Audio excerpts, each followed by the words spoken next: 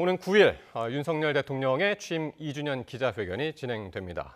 거부권 행사를 시사하고 있는 최상병 특검법과 또 다른 쟁점 현안에 대해 대통령이 내놓을 메시지에 관심이 집중되고 있는데요.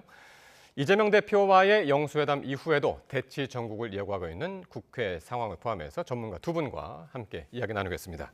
이종훈 정치평론가 그리고 박창환 장한대 교수 나오셨습니다. 두 분 어서 오십시오. 안녕하세요. 자, 오는 9일로 이제 확정이 됐습니다. 윤석열 대통령 기자회견 내용부터 한번 점검을 해볼 텐데, 이게 지난 2022년 8월 윤 대통령이 취임 100일 때 이제 기자회견을 했었죠. 그 이후에 이제 1년 9개월 만에 다시 열리는 기자회견인데, 어떻습니까? 이재명 대표와의 영수회담에 이어서 또 다른 이제 소통 행보에 나서는 건데요. 네. 그러니까 아무래도 이제 뭐 소통하겠다라고 지금 뭐 예고도 한 상태고, 네. 그래서 당연히 국민적 기대감은 굉장히 좀 고조가 될 수밖에 없는 이제 그런 그 상황입니다.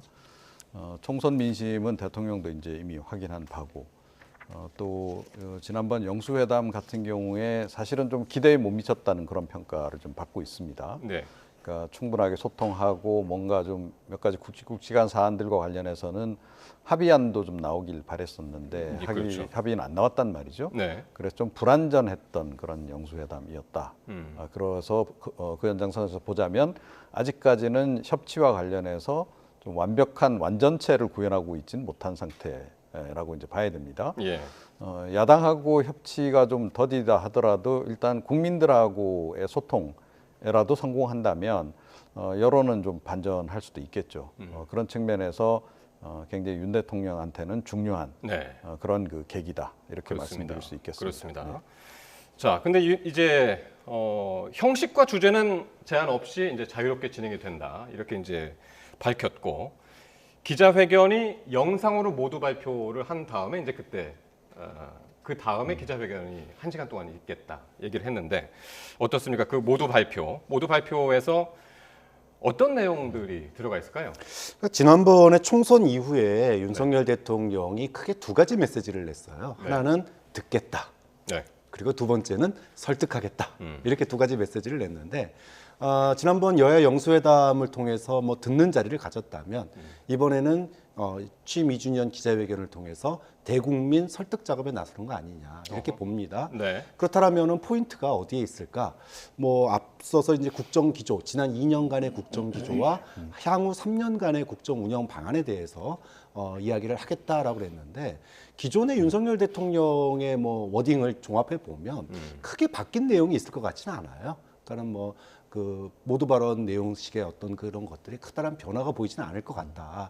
다만 기존에도 어떤 태도, 그 다음에 뭐 자세 이런 부분들, 진정성 예. 이런 부분들은 국민의 눈높이에 맞추려고 하는 노력들은 아마도 보일 것 같습니다. 하지만 그 기조라고 하는 측면에서 본다면 커다랗게 변화를 기대할 게 과연 있을까라고 싶고요. 사실은 이번 기자회견이 뭐 시기적으로도 총선 패배 직후에 열리는 기자회견이고 첫 기자회견이고 또 100일 취임 100일 때 하고 나서 1년 9개월 만이란 말이에요. 네.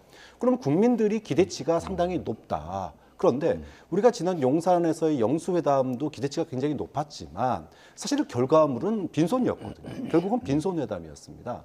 이번 기자회견에서 과연 국민의 어떤 기대치나 눈높이에 맞는 그런 전향적인 입장 변화가 과연 나올 것이냐. 예. 이 부분이 굉장히 중요한 거예요. 그러니까 이게 없다면은 뭐 결국은 또 듣기만 했고 또 설득하는구나. 뭐 이거에서 뭐 크게 바뀌겠습니까? 그러니까 박 교수님이 이렇게 말씀하시는 거는 이제 지난번 이제 총선 직후에 국무회의 때 발언이 그렇습니다. 좀 논란이 됐었죠. 정책 방향 틀리지 않았지만 국민의 설득하는 부분이 좀 부족했다 이렇게 이야기를 해서 그래서 이번에는 좀 국정 운영의 방향 전환이 있을 것이냐 이 부분이 사실 진짜 관건이 될 것 같아요. 그렇죠. 네. 그러니까 이제 기본적으로 이제 윤석열 대통령의 통치 스타일에 국민들이 이제 가장 우려를 많이 이제 하는 거고요. 그러니까 너무 일방통행적이고 불통인 그 부분에 대해서 이제 가장 국민들이 우려를 많이 하는 거고 예. 또 그 연장선에서 사실은 이제 정책을 추진하는 과정에서의 소통 부족 이것도 역시 이제 지적을 하고 있는 사항이라는 거죠. 그런데 지난번에 이제 총선 직후에 국무회의 이제 모두 발언을 통해서 쭉 말씀하신 거를 듣고 국민들이 다시 또 실망을 했던 이제 가장 큰 대목은 큰 틀에서의 어떤 정책의 방향성에는 잘못이 없었다. 다만 이제 구체적으로 그 실행하는 과정에서 국민들을 잘 헤아리지 못한 부분이 좀 미흡했다. 설득 작업이 예, 부족했다. 그래서 하지만이 굉장히 많았던 네네. 이제 그런 그 발언으로 아마 뭐 일반 국민들도 다 기억을 좀 하고 계실 텐데요. 네. 그거에 재판이 되면 이제 국민들은 이제 완전히 돌아설 가능성이 높습니다. 네. 그러니까 그래도 야당하고 여야 영수회담까지 했고 그러면 이제 조금 그때하고는 달라진 입장을 내놔야 되는 시점인데 네. 여전히 안 바뀐다라고 이제 여기게 되면 국민 여론은 더 악화할 가능성도 그러니까요. 없잖아 있습니다. 그래서 이번에는 정책 방향성과 관련해서 사실은 누구도 어떤 대통령도 완벽할 수는 없는 거 아니겠습니까? 그러니까 이제까지 추진해온 3대 개혁 포함한 여러 가지 국정 방향성의 선과 관련해서도 좀 잘못된 부분들에 대해서는 좀 인정도 하고 좀 그럴 필요가 좀 있지 않나 이렇게 좀 생각을 그러니까 합니다. 여론조사만 보더라도 총선 직후에 했던 여론조사하고 그렇게 이제 국무회의 때 발언했을 때 그리고 이후에 영수회담이 그런 여러 단계의 과정이 있었음에도 불구하고 전혀 움직임이 없이 네. 계속 이제 오르지 않았던 그런 모습을 봤을 때 뭔가 대통령실도 이거 비상이구나라고 이제 느꼈을 텐데 자 그러면은 한번 현안에 대해서는 대통령이 각각 어떤 입장을 내놓을지 이것도 이제 궁금해서 이제 또 여쭤보겠는데요. 먼저 이제 최상병 특검법 야당 주도로 이제 통과가 됐고요. 근데 이제 대통령실이 거부권 행사를 안 하면 직무유기다.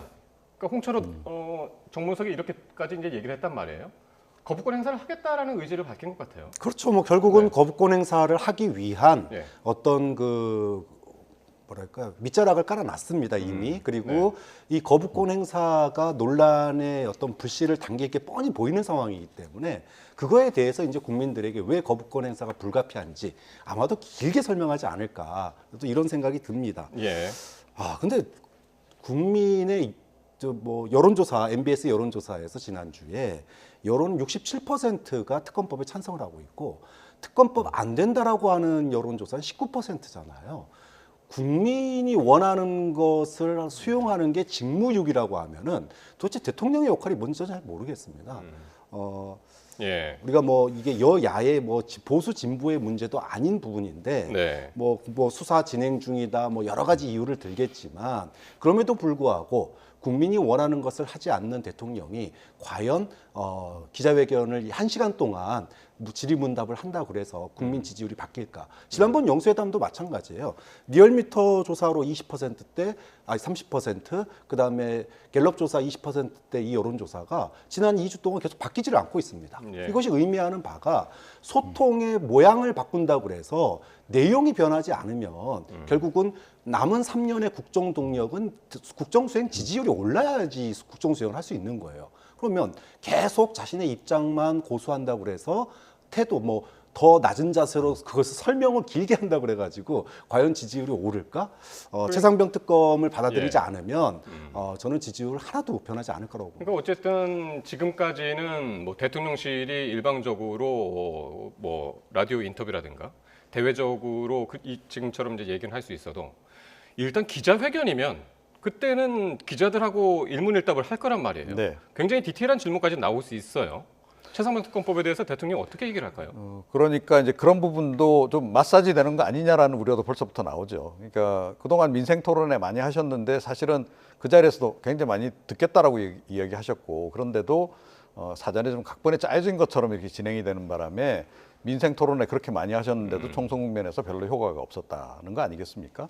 자, 그런데 똑같은 포맷으로 진행을 하고 예를 들어 짜여진 그런 합을 맞춘 그런 질의응답이 오가는 그런 상황이라고 한다면 국민들은 또다시 실망할 것이 분명하다. 그리고 최상병 특검법과 관련해서 사실은 기자들이 물을 거는 한 가지밖에 없죠. 거부권 행사할 거냐 말 거냐. 네네. 이게 가장 중요하기 때문에 예. 그 부분을 물을 텐데 준비를 잘 하셔야 될 것 같고 그 전에 사실은 입장을 명확하게 다시 정해서야 된다. 일단은 이렇게 그 생각합니다. 예상되는 답변 중에 하나는 이제 지금 뭐 공수처에서 지금 계속 수사를 하고 있으니까 그거 일단 보자 이렇게 얘기할 가능성도 있어 보여요. 그렇죠. 이게 네. 지금 벌써 수사가 과연 수사 의지가 있느냐. 네. 국민들이 수사 진행 상황을 전혀 눈으로 볼 수가 없었습니다. 총선 패배 이후에 부랴부랴 지금 관련자들 소환해가지고 조사하고 있긴 한데 과연 그 조사에 대해서 진정성이 있느냐. 결국은 특검이 지금 발의되려고 하니까 예. 결국은 뭐 특검을 회피하기 위한 명분 쌓는 거 아니냐 뭐 이런 얘기가 나오고 있기 때문에 그 얘기만으로 과연 국민들이 수사 중이니까 지켜봐야지 그럴 국민은 별로 없다고 봐요. 네. 제가 보기에는 국민들이 이 최상병 특검법을 대통령이 수용하느냐 마느냐를 중요한 그 총선 민심의 반영의 어떤 바로미터로 바라볼 가능성이 굉장히 높다라고 생각해요. 네. 그러니까 총선 과정에서 사실은 국민의힘이 한때 앞서가기도 했던 적이 있습니다. 그랬다가 분위기가 급반전됐던 가장 결정적인 사건이 이종섭 전 네. 국방부 장관을 호주 호주 대사로 대사로. 보내는 그 네. 사건이란 말이에요. 그 사건 이후에 국민 민심이 확 돌아선 이유가 뭐겠습니까? 최상병 사건 관련해 갖고 이걸 은폐하기 위해서 저 사람을 도피시키는구나라고 인식했기 때문에 그런 거 아니에요. 그래서 사실은 이번에서 총선 민심이 이제 민주당을 압도적으로 지지한 이면에는 최상병 특검법을 민주당 반드시 이건 처리해라는 얘기고 대통령실과 여당도 이걸 수용하라라고 하는 의미가 담겨 있는 거다. 네. 그렇게 봐야 됩니다. 그래서 이게 무조건 그냥 뭐 좀 나중에 하자라는 식으로 이렇게 간다거나 아니면 당장 네. 뭐 공수처 수사 지켜보자는 식으로 이렇게 입장을 내놨다가는 제가 보기엔 된소리 맞기 그러니까 피하기가 좀 지난 어렵고 영수회담에서 생각합니다. 예. 이재명 대표하고 이야기할 때 이태원 특별법에 대해서 상황에 대해서 조건부 얘기를 했었잖아요. 그러니까 이번에도 만약에 지금 국회를 통과한 최상병 특검법에 대해 요러요러한 점 이런 것들은 좀 고쳐서 조건부로 아마 만약에 그렇게 제시를 한다면 앞에 이제 선례가 있기 때문에 네. 근데 사실은요. 네. 이 부분은 제가 조금 더 이야기하겠습니다. 예. 지난번 영수회담 때 그거를 빅딜을 했어야 된다고 생각합니다. 그러니까 이제 이태원 특별법 같은 경우에 여야가 이제 독소 조항, 이른바 국민의힘 쪽에서 이제 문제 삼는 조항들, 그 조항들을 조정하는 조건으로 해서 여야 합의로 이제 그 이후에 처리를 했듯이 그때 사실은 최상병 특검법도 이재명 대표가 언급을 같이 했단 말이에요. 네. 그 최상병 특검법과 관련해서도 마찬가지. 그동안 국민의힘에서 독소 조항이라고 제기해 온 문제들을 그 자리에서 그냥 독대한 자리에서 그냥 해결을 했더라면 저는 훨씬 더 정치적으로 부담이 줄어들었을 거라고 생각합니다. 그런데 이제는 국민들 앞에서 이 입장을 다시 한번 밝혀야 되는 그런 그 상황이 됐는데 네. 잘못 밝히시면 여론이 굉장히 더 악화할 수도 있는 이제 그런 국면이다. 예. 이런 말씀입니다. 네. 자, 최상병 특검법 그렇고요. 김건희 여사 특검법도 지금 기자 질문이 나올 수밖에 없는 상황 같아요. 여기에 대해서는 어떻게 이야기를 할까요? 그러니까 이 부분도 아까 뭐 이종훈 평론가님 말씀하셨지만 지난번 그 영수회담의 타이밍을 놓쳤어요. 거기서 만약에 최상병 특검 하나를 받았으면 다른 부분들은 뭐 22대로 넘어가거나 조금 뭐 협상의 여지가 열릴 가능성이 있었습니다. 네. 그런데 최상병 특검이나 김건희 여사 특검 둘 중에 하나를 받아들이지 않고 또 네. 뭐 민생 지원금 논란도 지원금 얘기도 이제 받아들이지 않으면서 결국은 그 기회를 갖다가 차버린 거거든요. 예. 그러면은 이번에 기자회견에서 그동안 그 자리에서 언급도 안 했는데 그 12개의 그 청구서 중에 사실은 그 가족 문제에 대한 얘기도 있었거든요. 애들려서 표현했지만 예. 그 대통령이 답도 안 했어요, 이 부분은. 그러면 그런 사안에 대해서 과연 전향적인 조사 입장이 나오겠느냐, 이번 예. 기자 질문에서. 뭐 지난번 얘기했던 뭐 몰카 공작이니 뭐 또 작은 백이니 뭐 이런 파우치 이런 얘기 나오면은 예. 국민들이 가만히 있겠습니까? 그런 측면에서 오늘 민주당이 논평을 낸 게 이제 골든타임, 마지막 골든타임이다라고 얘기했어요. 지난번 영수회담에서 어느 정도 가닥을 잡았어야 되는데 그 가닥을 잡지 못하고 기자회견까지 지금 밀린 거거든요. 네. 그럼 기자회견에서 국민들이 눈으로 지켜보잖아요. 사실은 영수회담에서는 그게 생중계되질 않습니다. 네. 그렇기 때문에 어느 정도의 타협과 딜이 가능했는데 기자회견에서는 그거를 국민들에게 다 설득시켜야 돼요. 과연 그 설득 과정에서 김건희 여사 특검법을 거부하는 명분이나 네. 또는 그런 내용들, 방어하는 내용들이 얼마만큼 국민들 귀에 설득력 있게 들릴지 이 부분이 관건이 됩니다. 근데 이 와중에 지난주 금요일부터 검찰이 지금 빠르게 움직이고 있단 말이에요. 이 부분은 어떻게 봐야 될까요? 이제 그러니까 지금 일단은 두 가지 설이 나오고 있습니다. 네. 그러니까 검찰의 기류가 좀 바뀌었다. 네. 그러니까 검찰이 이제 그 윤석열 정권하고 좀 이렇게 거리두기에 나선 거 아니냐라는 설이 하나 있고요. 네. 또 다른 설은 역시 이제 검찰이 나서서 결국은 이제 이 좀 면죄부를 주기 위한 그런 과정으로 지금 이걸 신속하게 하는 거 아니겠는가? 예. 그 두 가지 특검 지금 여론 설이 지금 무마용으로 이제 네, 그 두 가지 설이 지금 나오고 있어서 네. 사실은 전문가들도 지금 지금 고개를 갸우뚱하고 있어요. 검찰이 실제로 어떤 방향으로 움직여 가고 있는지 아직은 예단하기가 좀 어려운 상황인데 그렇죠. 두 가지 어느 쪽이든 이제 논란이 될 수밖에 없는 거죠. 근데 만약에 이제 후자라고 한다면 네. 지금 현재는 아직 그 설이 좀 유력합니다. 조금 더 언론에서도 그쪽에 좀 더 이제 비중을 두고 보도를 지금 하고 있는 상황인데, 그쪽이라면은 그러니까 이거 이제 결국은 이제 무마하기 위해서 특검법을 무마하기 위해서. 그러기 위해서 특검을 피하기 위해서 이제 하는 거다라는 건데 예. 그런 식으로 한다 그러면 이것도 역시 이 향후에 굉장히 여론이 더 악화될 여지가 있는 겁니다. 이게 뭐냐면 지난번에 그 이재명 대표가 민주당 쪽에서 그 전에 계속 제기했던 이채 양명주 중에서 이채만 이야기하고 양명주는 얘기를 아예 안 했었단 말이에요. 네, 네, 이재명 네, 네. 대표가 양평 네. 뭐 고속도로 문제. 양명주가 그래서 이제 양명주가 다 김건희 김여사하고 이제 관련된 부분인데 관련된 그 부분은 부분이죠. 예. 그 뭐 나중에 설명은 그냥 예의상 그 네. 부분은 뺐다라고 지금 이야기를 좀 하고 있는 거란 말이에요. 자 그런데 지금 이제 어찌 됐건 이제 그 이제 대통령실에서는 이게 문제가 될 거다라고 보고 지금 신속하게 움직이기 시작한 건데 네. 최근에 공수처의 최상병 사건 관련한 수사가 긴박하게 전개되는 것과 네. 마치 뭐 무슨 그 말이라도 맞춘 듯이 거의 동시다발적으로 이게 또 진행이 되다 보니까 예. 이거 이제 총선 이길 줄 알고 있다가 지니까 이제 큰일 났다 싶어가지고 지금 빨리 이렇게 수사 마무리하기 위해서 이런 식으로 나가는 거 아닌가라고 하는 의혹이 네. 지금 제기가 민주당의 되고 이제 있는 박찬대 신임 원내대표도 그랬고 22대 국회의원 당선자들도 그렇고 이거는 끝까지 관철시키겠다 이렇게 이야기를 했기 때문에 이 부분도 이제 한번 기자회견에서 지켜볼 부분이고요. 앞서 잠깐만 그 최상병 특검으로 다시 돌아가 보면 일단은 박정훈 전 수사단장이 그 윤 대통령이 해병대 초동 수사 결과를 듣고 경로했다. 이 부분이 굉장히 핵심 내용인데 이게 이제 김계환 사령관한테서 이 얘기를 들었다는 거 아닙니까? 근데 김계환 사령관은 지금 부인을 하고 있고 그렇게 얘기하지 않았다고 부인을 하고 있고. 근데 김 사령관이 지난 총선 직후에 말하지 못하는 고뇌만이 가득하다라는 지휘 서신을 쓰기도 해서 어떻습니까? 이 부분은 지금 어떻게 바라보고 계십니까? 그러니까 지난 총선 때 뭐 의미심장한 메시지를 남겼어요. 네. 말은 못하겠고 뭔가 있긴 한데 참 답답하다 이런 뉘앙스의 이야기를 했는데 네. 근데 막상 이제 수사가 진행되고 어떤 내용이 이제 입에서 나올지는 잘 모르겠습니다. 그런데 사실은 이제 이번 특검 이름이 뭐냐 하면 명칭이 수사방해, 은폐 이거 진상규명이거든요. 네. 그러면 수사방해나 은폐가 왜 발생했냐라고 그 진원지를 쫓아가 보면 바로 김계환 사령관이 얘기했다고 주장되는 그 대통령의 경로 여기가 바로 그 출발점이 되는 거 아닙니까? 그러다 보니까 그 경로로 인해서 왜 갑자기 그 해병대 수사단장의 수사 결과가 이거는 수사가 아니다 이러면서 그 자료가 다시 회수가 되고 이런 과정들이 있었는데 이 네. 부분에 대해서 대통령의 경로가 있었냐 없었냐 있었다라면은 어떤 식으로 지금 이 해병대 수사단의 어떤 수사 결과가 회수됐냐 이 네. 부분이 이제 핵심인 거 아닙니까?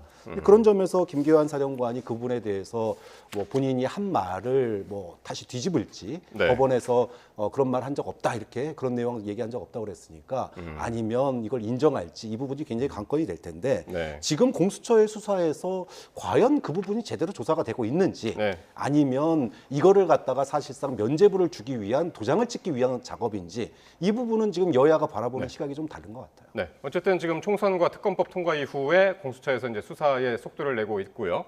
이를 두고 여야가 오늘도 이제 장외에서 설전을 이어갔는데 한번 듣고 다시 오겠습니다.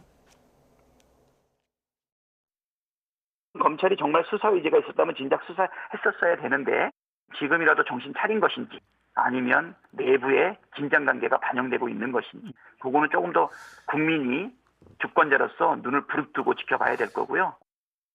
검찰은 이래서 못 믿고 경찰은 저래서 못 믿고 공수처는 이게 또 문제가 있고 그럼 뭐 국회 우리가 다수당인 국회 외에는 아무것도 이 세상에 믿을 게 없다 그런 얘기밖에 안 되죠. 네, 최상병 특검과 관련해서는 이제 두 분도 할 말씀도 많고 지금 이제 어쨌든 공수처 수사가 이루어지고 있기 때문에 대통령 발언이 과연 9일 어떻게 나올지 한번 같이 보기로 하고요.